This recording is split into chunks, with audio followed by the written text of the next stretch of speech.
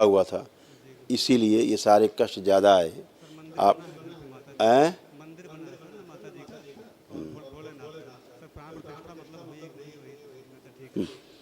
पूरा शरीर ऐसा लगता था कटा फटा है, सब जगह से लगता था छिन्न भिन्न है शरीर, है ना। और बहुत इन्फेक्शन पूरे शरीर में फैल रहा था, हर काम से अरुचि थी, किसी काम में मन नहीं लगता था, किसी एक काम में भी।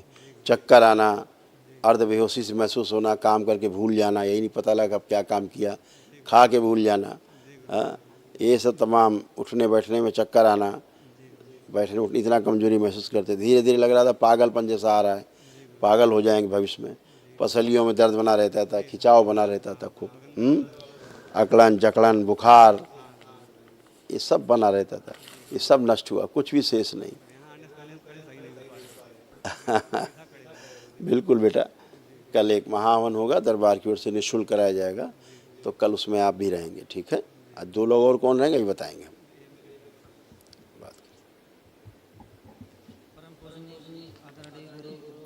खुश रहो बेटा, मस्त रहो, स्वस्थ रहो, टनाटन रहो।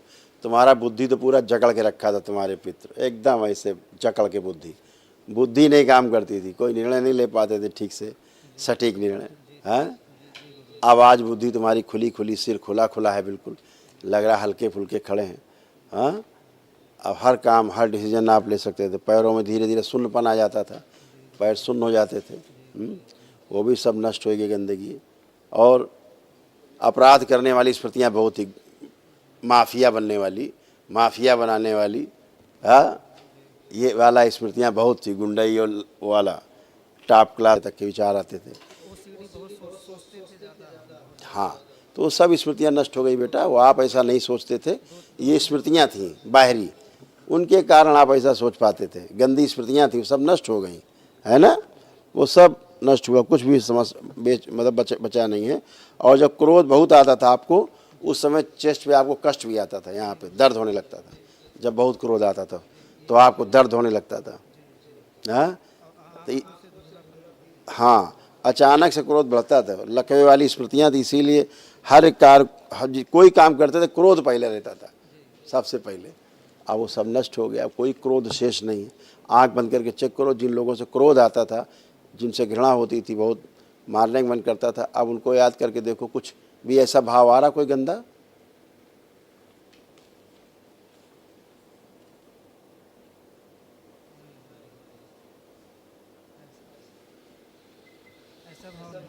हाँ, कभी नहीं आएगा, अब कभी क्राइम के भाव नहीं आएंगे, कभी भी नहीं आएंगे, ठीक है।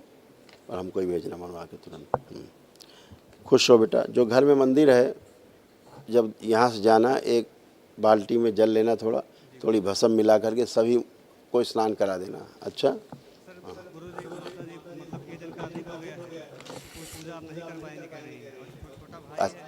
पूजा हृदय से होती बेटा, पूजा हृदय से होती। पूजा वहाँ मूर्ति तो हम उसके द्वारा करते हैं, किसी भी देव की पूजा हम मूर्ति के द्वारा करते हैं, मूर्ति की पूजा नहीं करते हैं, समझ गए। तो अपना आराम बैठिए चारपाई में, कुर्सी में, वही बैठ के अपना नमन कर लिया, बाबा से दीक्षा लिया, अपना जाप किया, क्या दिक्कत है, आनंद करें।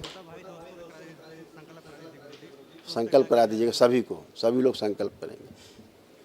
ये अम्मा के तुम्हारे तमाम कष्ट थे, देखो जो नष्ट हुए। खुश रहो अम्मा। इनके पूरे शरीर पीछे बांध दिया जाए, स्थिर शरीर आगे रखा जाए इनका।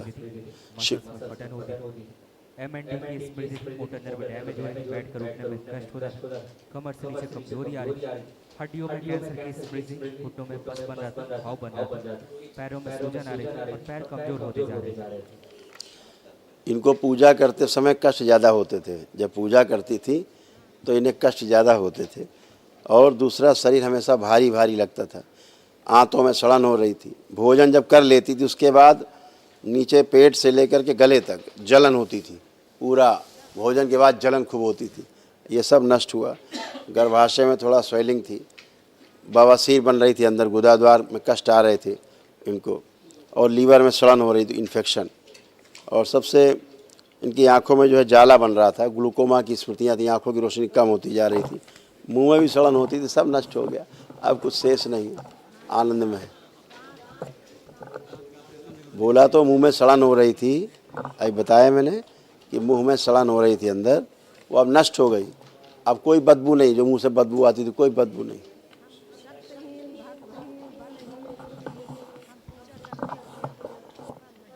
हाँ बहुत अच्छा है। भोजन लेकिन करते रहिएगा अम्मा, भोजन जरूरी है। पानी वानी पीते रहिएगा, वो भी जरूरी है। पूजन छोड़ दीजिए। हाँ हाँ हाँ, कोई बात।